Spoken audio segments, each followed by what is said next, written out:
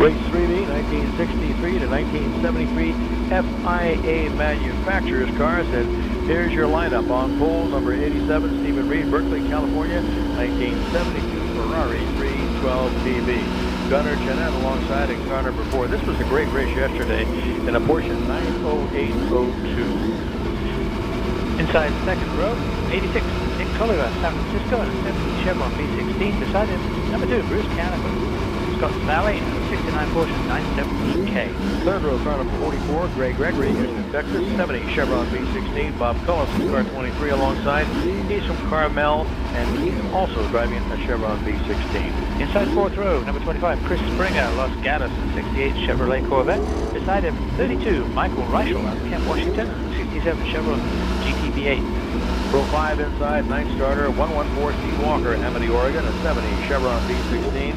Alongside in car 121, Kareem Maru from La Jolla, and a 70 Chevron V16. Inside sixth row, number 42, Mark Colvin, Delray Beach, 72 BMW CSL. Beside him, 37, Reginald Howell, Coronel Corona Del Mar, 67 Porsche 910. Row 7 inside, number 28, Stephen Tyne, San Diego, California, 67 Porsche 910. John Norman completes the row in car 53. And 1971 Alfa Romeo GTV, he is from Berkeley. Eighth row, 390, Olga Neulis, Rhinslova, New York, 69 Porsche 911. And beside her, number 15, Ernie Frisbee, Los Altos Hills, California, 71 Ferrari 312 PB. Ninth row inside, number 78, Scott Brady, Highland Village, Texas, 1969 Chevrolet Corvette, alongside 77 Nelson Colley, Miami, Florida, 1969 Porsche 911S as we get the 1 minute warning. 10th row, 62, Patrick Burns, Spokane, Washington, 65 Alfa Romeo GT Corsa, with the great history we will get into. Beside 21 T, Sam Smith, Seattle, Washington, 1970 BMW Alpina 2000 Ti. Starting 21st, car 107, Billy Glavin III, Charlotte, North Carolina, 68 BMW 2002, alongside 201 Robert Summerhour, Clearwater, Florida, 72 BMW CSL. Inside 12th row, 81 Ed Matsuishi from San Rafael, a 67 Porsche 911 SR. Beside him, 56 Donna Hearn, Oakdale, New York, and a 67 Porsche 911. Starting 25th, number 46, Kevin Buckley, Fort Lauderdale, Florida, 1970 Porsche 911 SP, alongside car 32A, Kuo Maeda of Hiroshima, 1970 Mazda R100. 14th row, inside number 31, Arthur Porter, Denver, Colorado, 73 BMW 3.0S. And beside 147, Fred Schulte, Naples, Florida, 69 BMW 2002. Row 15 inside 31A, Hitoshi Kato from Obu Aichi, a 1970 Mazda R100, alongside in car 281 Marcus Carl Bosch, Denver, Colorado, 1968 BMW 2002 Ti as we start the baseline. Starting 31st, number 40, Alan Turbins out of Sao Paulo, Brazil, the 68 Porsche 911 TR. Beside him is 158 Thomas Gruber, Punta Gorda, Florida, 71 Porsche 914-6. Starting 33rd, the inside of row 17, car number 58, Henry Schmidt, San Francisco, California, 1974 BMW CSL, alongside number 48, David McNeil, Tavares, Florida, 1969 Porsche 911 2-liter TR. And finally, number 30, Hans Lapine, Oak Park, California, 1989 Porsche 944 Turbo Cup car. Pit stop base car, we are ready to go. A Ferrari and a Porsche on the front row. 312 PB, that's an interesting car. That 312 PB is essentially a detuned Formula One car, engine and tranny from a Formula One car.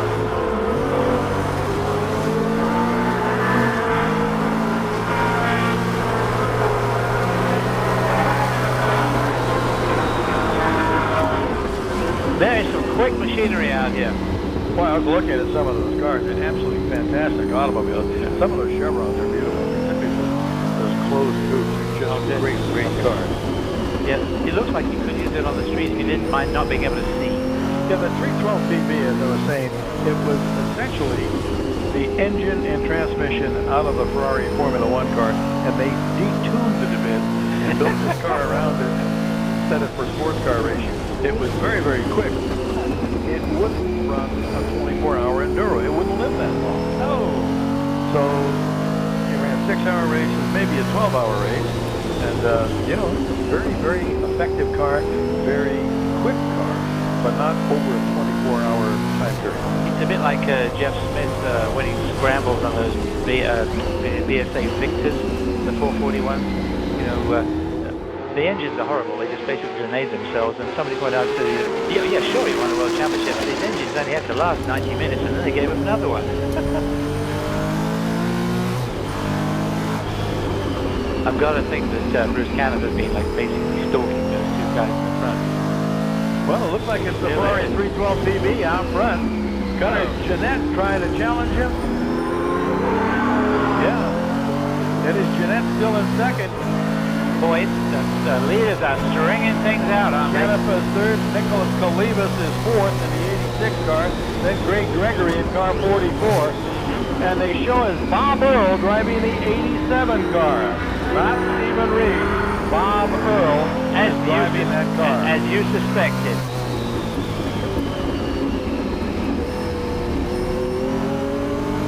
Well, that's going to be a great battle between him and Gunnar Jeanette in those two cars. Absolutely. Earl in the Ferrari 312 PB, Jeanette in that Porsche 90802.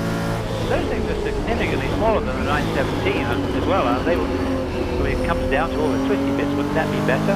Well, the Ferrari is a 3-liter car, that PB. I was thinking the configuration is a lot, seems like a smaller car. I mean, the 917 looks to me like a big car. Well, I talked to Bob, and he's driven that car. He said it's beautifully balanced. The transmission is an absolute dream in that car. One of the finest he's ever had.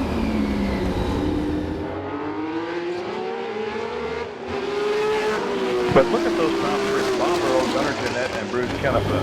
Nick Kalivas no slouch either, but that's a pretty impressive list. This doesn't sound like a vintage race. It's almost like it's grid for a pro race. Well, the time is certainly good. It's still Bob Earl out front. Yeah. Followed by Gunnar Jeanette and Canepa. They're picking it up. That's a couple of seconds off each one of them. Everybody's getting their hands in now.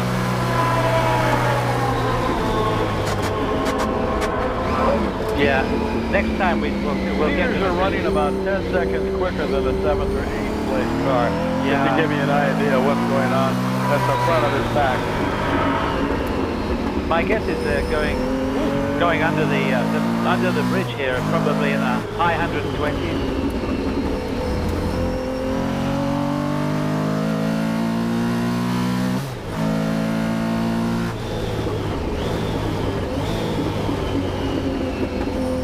Had an interesting side story on Bob Earl. I was talking to him, and I told him, "Yeah, Bob, I haven't seen you in several years. Last time I saw you, you were a driver coach for one of the drivers in the Ferrari Challenge."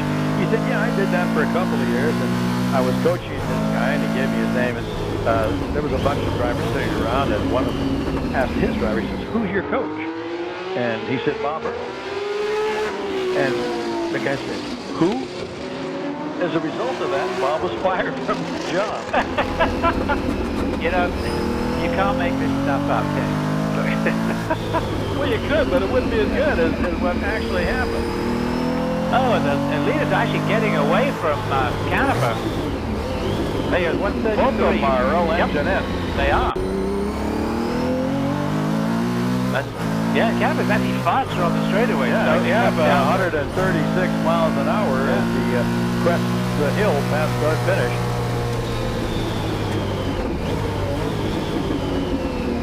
Quite just that whole thing about it. You don't have to slow down for the corners. You really save a lot of time.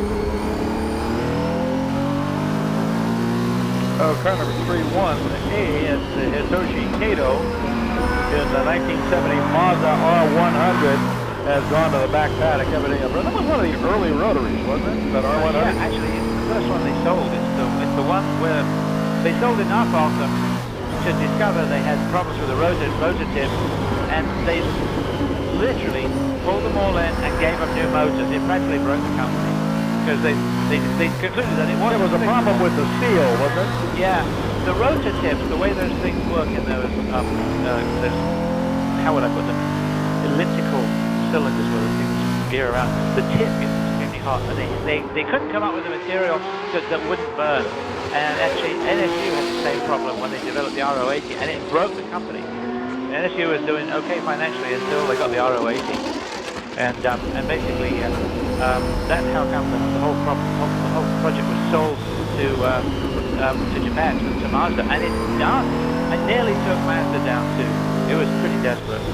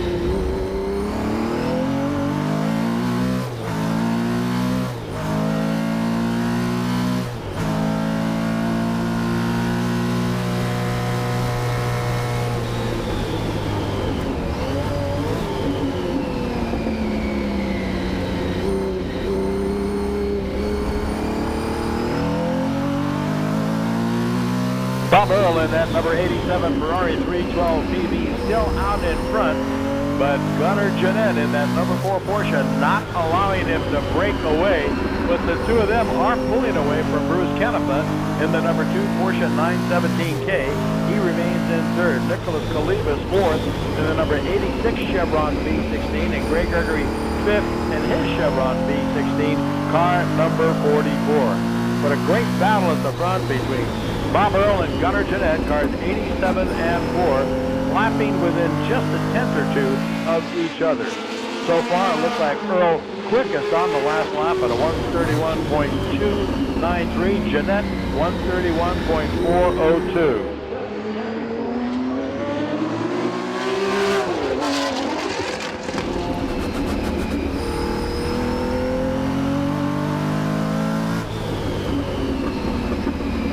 They just go by and complete lap 6.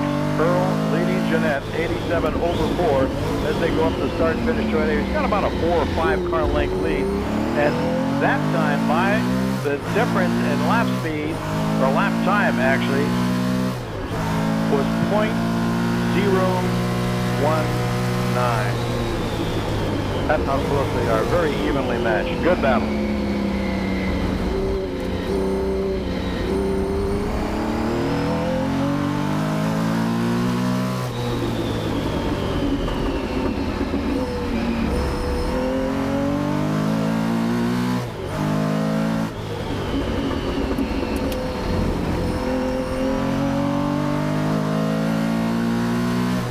5 minutes. We're in the final 5 minutes of this event. 5 minutes to go.